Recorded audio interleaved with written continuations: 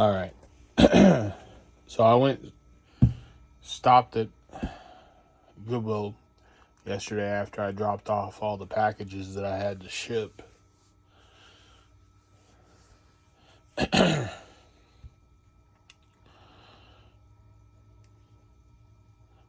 wanted to talk about something before I do the video for this bag of stuff here. I keep seeing all these, not just on TikTok, I've seen them everywhere. YouTube, TikTok, everywhere where resellers are whining and complaining about how a lot of them are blaming whatever platform they sell on for their sales sucking. The thing that they're not realizing is it's not the platform's fault. If you were doing things the right way, you would be selling stuff.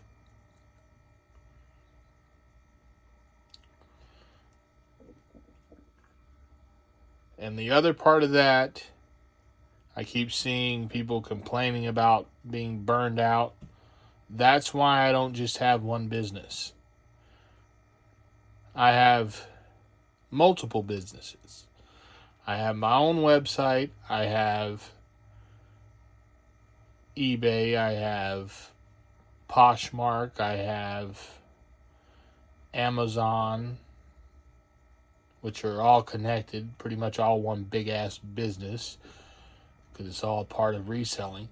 But I also have another business that has absolutely nothing whatsoever to do with reselling, that when I get burned out on reselling, I go and work on my other business that has nothing to do with reselling. It's in the creative entertainment industry, whatever you want to call it. I've been working on that now for the last 5 or 6 years. Maybe longer, I don't know. I lost track of how long I've been doing it. But that kind of helps me, because when I get burned out on reselling, I go and work in that. And when I come back to reselling, I'm not burned out anymore, because when I'm working on that, I don't even think about reselling at all. It's just like when I'm working on the other business, I completely forget about reselling. And that's what a lot of you need to do. And instead of being stressed out or depressed or whatever you're going through with reselling, you need to find something that you could do to completely take yourself out of reselling. Take your mind off of it and just get away from it. And then when you come back to it, you're going to feel a hell of a lot better. I know, because there was a time before I started the business that I have in the entertainment field where I was getting burnt out on reselling, because I spend so much of my time doing it. And that's going to happen to everyone at some point. When you're spending all of your time doing something, eventually you're going to get burned out. So you're going to eventually have to figure out something that you could do that's going to help you when you get to that place to where you don't want to quit. Otherwise, you're going to be like that person I just saw the other day who completely gave up their whole business because they got burned out, and instead of finding something else they could do, they just decided to quit and go back to a 9-to-5, working for someone else, which is something that I'll never do, because I'm not built that way. I was never the type of person that wanted to work for someone else. I've always wanted to work for myself. I think that comes from the fact that my family, I got one side of my family that owns a chain of casinos who I never even talk to. They don't even know I exist because that part of the family disowned my side of the family because I come from the poorer side of the family. That side of the family is all multi-millionaires and billionaires and stuff. And they all live in mansions and drive Ferraris and Lamborghinis and Bentleys and crap like that. I've never even met them. I know them. I know they exist. That's my grandfather's part of the family. His side of the family is all rich. And that, and they had a chain of stores, furniture stores, and different stuff like that. And restaurants, and I don't know what else. They all have some type of business that they all have physical businesses that they run. There's also a real estate company connected to that part of the family and a bunch of other crap. But yeah.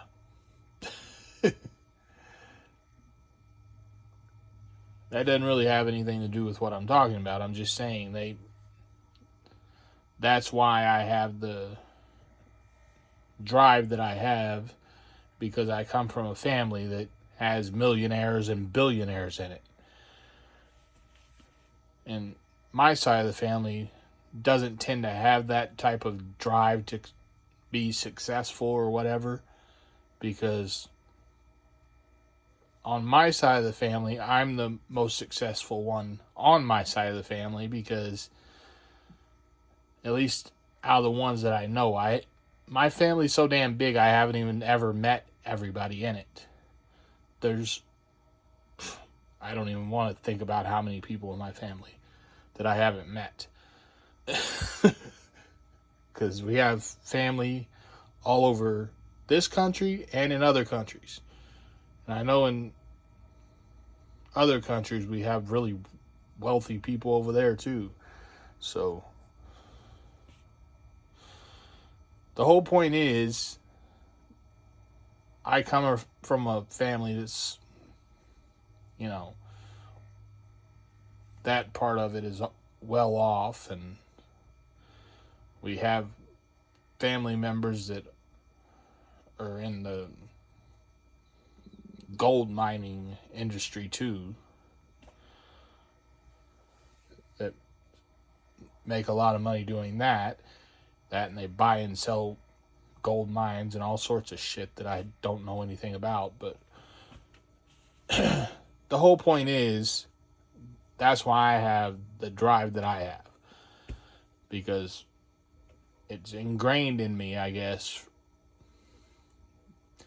even though I'm the only one on my side of the family that really, as far as I know, has any type of success at all.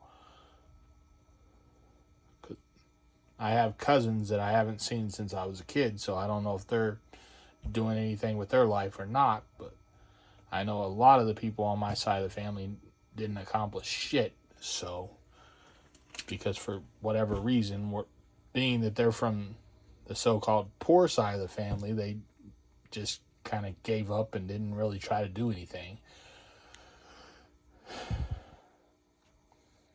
But I'm not like that. I was born into the poor side of the family. Growing up, I saw people, put it this way. When I was a kid, I got jumped one time. Can't remember if I was walking to school or walking home from school. but whichever one, I was like 8 or 9 years old at the time, and I got jumped because, like I said, I was born on the poor side of the family, which means I lived in the worst possible part of town. Anyway, I got jumped by someone who was way bigger than me.